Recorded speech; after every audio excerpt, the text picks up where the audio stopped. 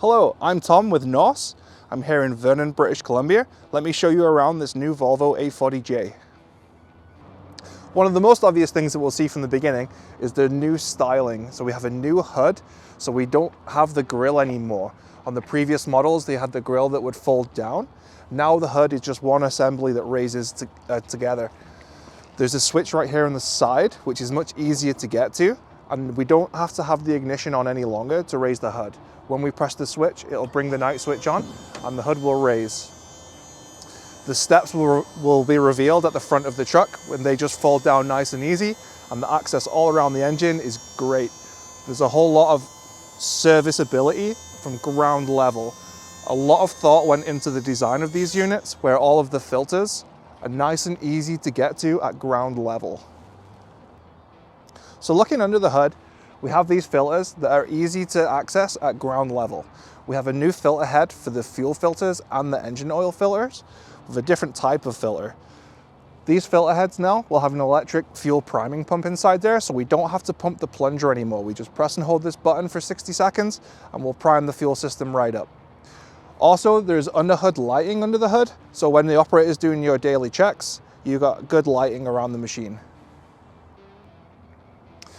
Now we have a brand new cab design. So no longer we have the rear entry cab, we have the steps that run up the side, and we have a side entry cab.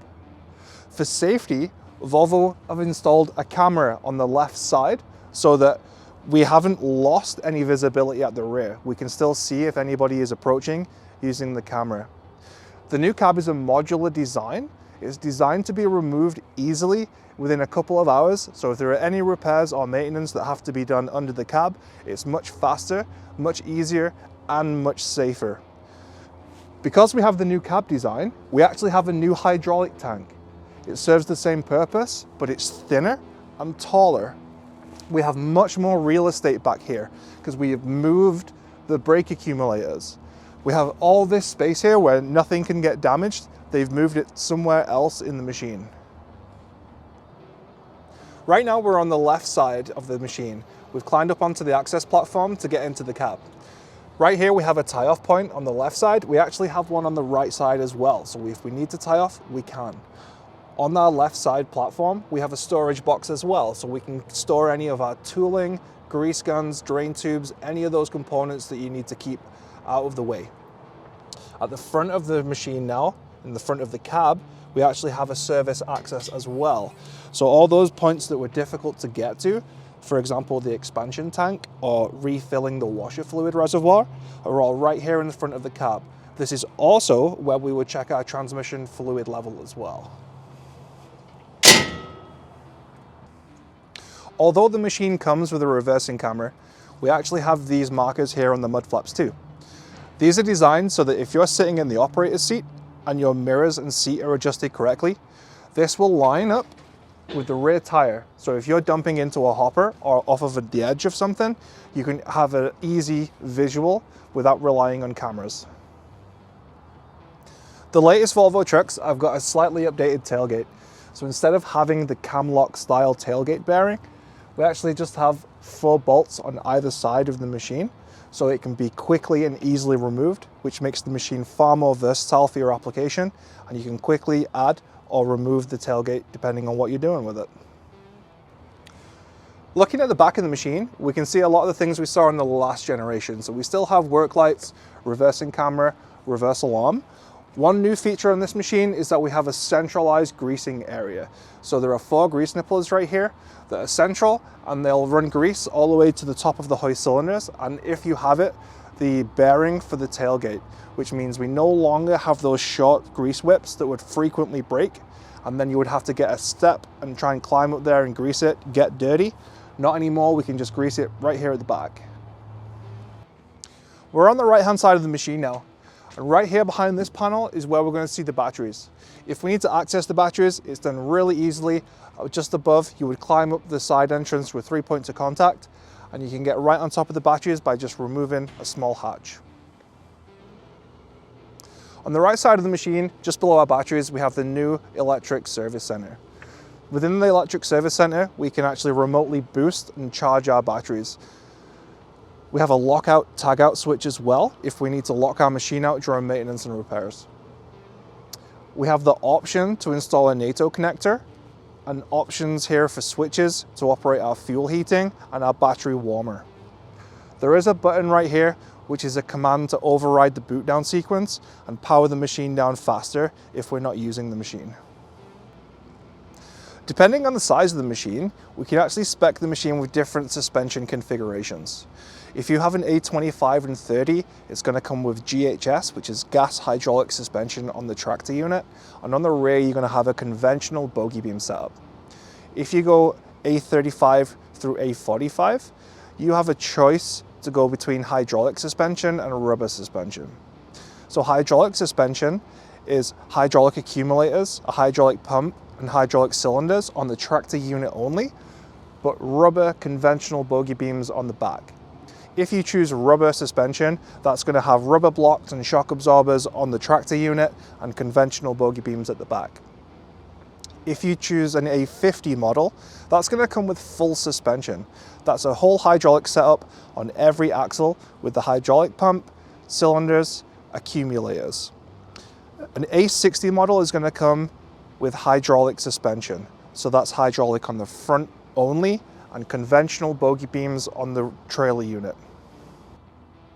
One of the major advantages of the Volvo Articulated Hauler is the articulating hitch and the steering cylinders are much higher off of the ground compared to some of our competitors, which means the steering cylinders stay clean away from the rock and the dirt, and the center of gravity is much higher on the hitch.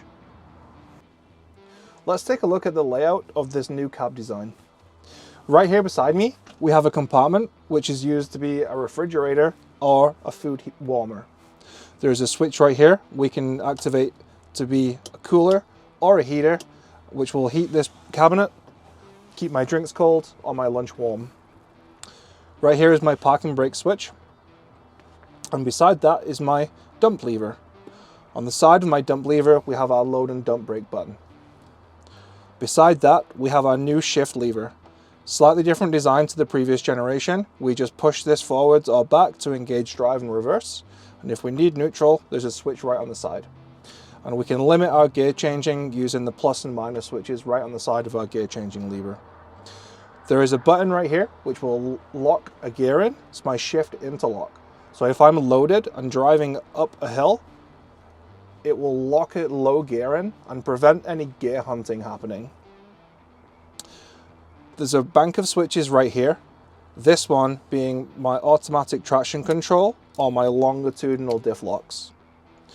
This guy right here is for my engine braking or my downhill speed control. This button right here will activate and control my cruise control. Over on the right here, I have USB-C charging ports and a 12-volt outlet. And right here, I have cordless charging so I can charge any of my devices while operating. And of course, we have some cup holders. We have two displays inside the cab. We have the instrument cluster, which shows the operator his road speed, which gear he's in, and other information like his fuel and depth level. The secondary information display is interactive and has various menus so the operator can see more information about his machine and make some changes to his settings. Let me show you around the secondary information display. Right here we're looking at our home screen. We can change our home screen by adjusting which widgets or applications that we see on our home screen, and we can turn on or off our camera. In the machine menu, we can see there are three different main screens. We have the setup screen where we can make changes to our machine settings. We have our overview screen where we can have an overview look at various information on the machine, including various sensor values and information on my tire pressure monitoring system. Right here, we can go in and we can adjust our work light settings, including turning them on or off, or various parameters. This menu right here is going to show you your various applications that can be downloaded onto the hardware. To navigate back to my home screen, I simply press the home screen button. This menu right here is for my heating, ventilation and air conditioning, and it will also activate my heated mirrors and windows. I have the option to connect my mobile phone, and I can make phone calls and listen to music. This is also where I would make changes to my various radio stations and other media functions. Right here is where I can adjust the volume on any of my devices. If you would like to find out more about the Volvo Articulated Hauler range, check out our website or reach out to your local Norse branch.